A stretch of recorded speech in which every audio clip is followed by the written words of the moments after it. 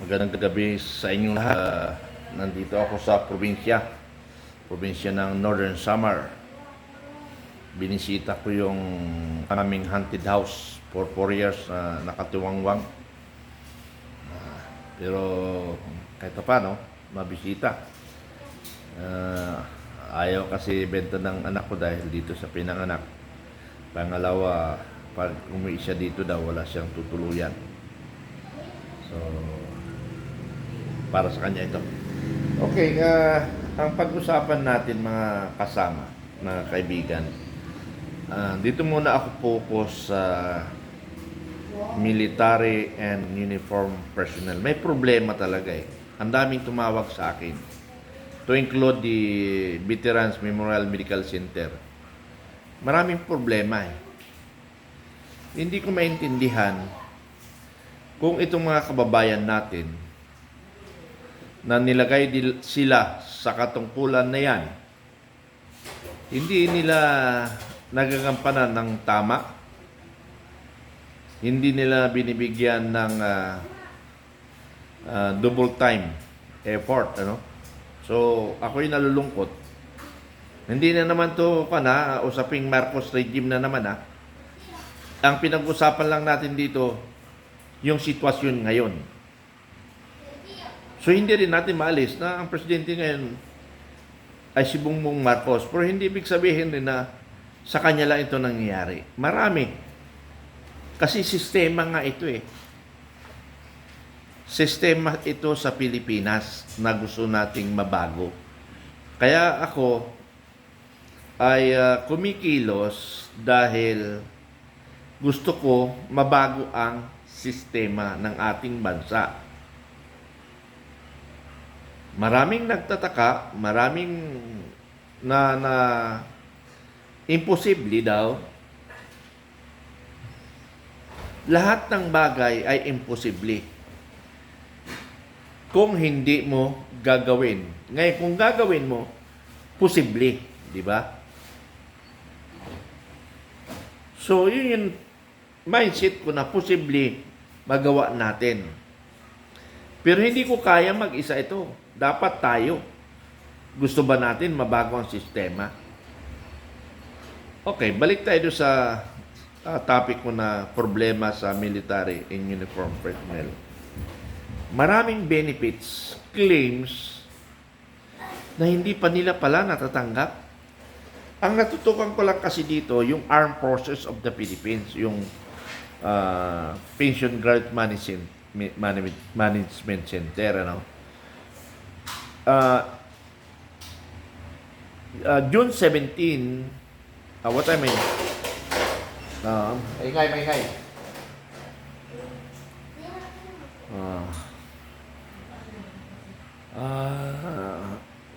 June 2017, what I mean,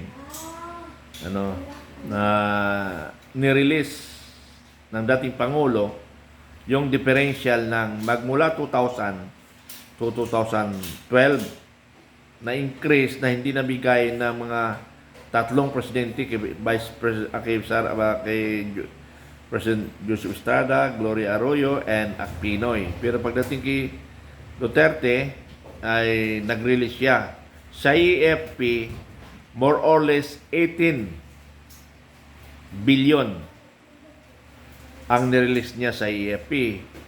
Hindi ko lang malaman kung magkano ang sa PNP. Ang PNP kasi mas marami yatang retired, so mas malaki sa PNP.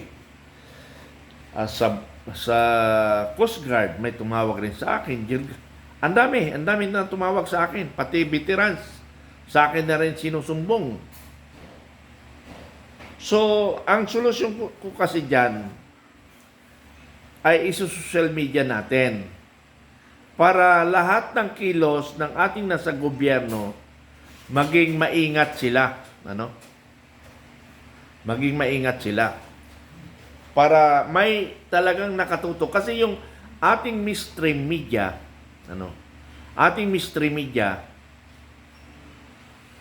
ay marami na sa kanilang bayad. Iilan na lang sa kanila ang may prinsipyo. So, tayong nasa social media, tayo may prinsipyo, tayo na lang ang magbabantay. Wala na yung mystery media natin, bayad na rin eh. Kaya kung minsan, yung ibang mystery media, iba-iba na lang pinapasukan nila. Dahil marami na lumalabas na mga may mga prinsipyo o advocacy tulad ko. Ano?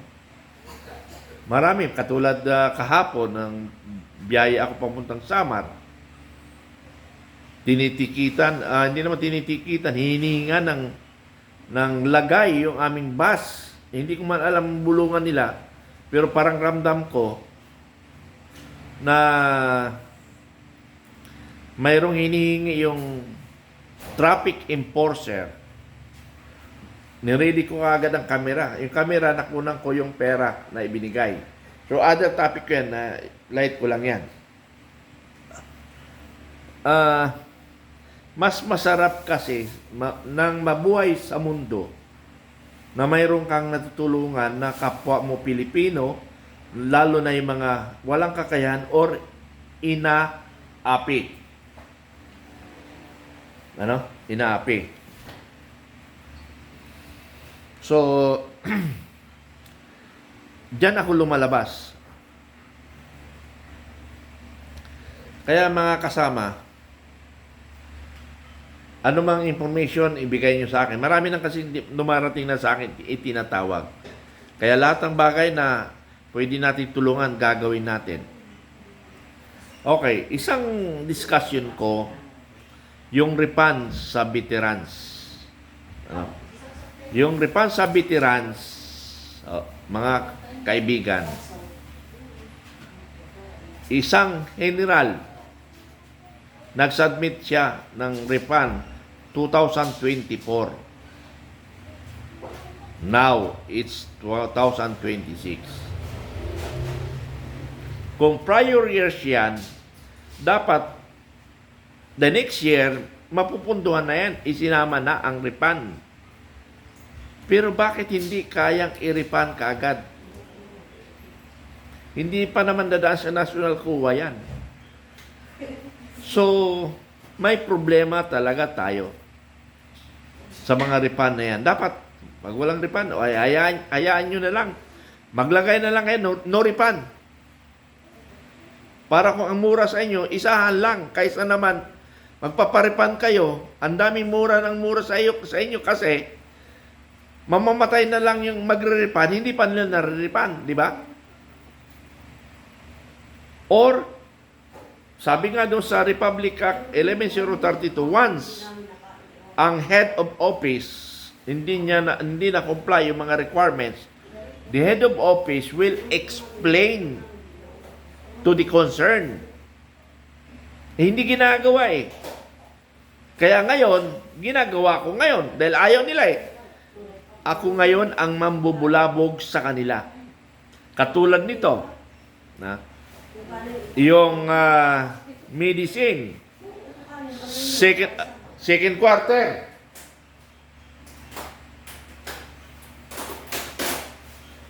Second quarter. Hanggang ngayon, wala pang gamot. Nasaan ang pondo?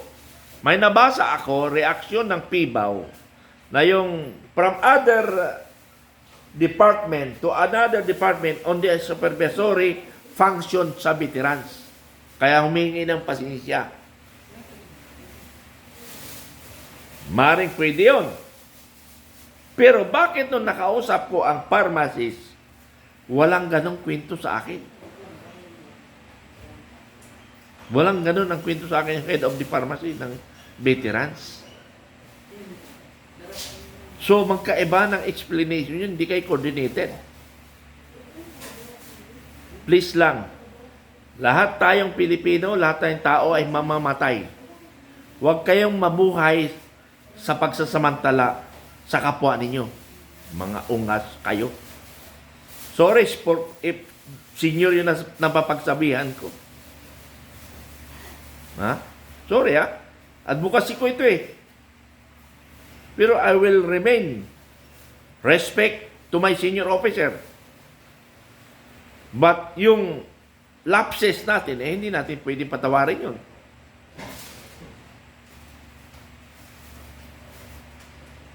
May nagsabi pa sa akin, isang ungas rin siguro. Oy, sundalo yun, hindi yun officers. Oy, sabi niya, retired ka na, wala ka ng power. Anong pakialam ko sa power? Hindi man pinag-usapan ng power ito. Ang pinag-uusapan, ang tamang proseso. Sino ka man, pulubi ka man, mayaman ka man, ang pinag-uusapan dito, proseso. Hindi ka general, hindi ka senador, hindi ka congressman, hindi ka colonel, hindi ka private. Ang pinag-usapan dito, proseso. Ha? Veterans, mag-take note ninyo, araw-arawin ko kayo. Nasaan ang pera? Mag-react kayo. Kung mali ako, you react. Kung hanapan nyo akong butas, hanapan nyo. Maghanap kayo ng butas. Nakasuhan ako. Yun lang naman ang panakot nyo eh. Pero yung ginagawa nyo, hindi kayo natatakot.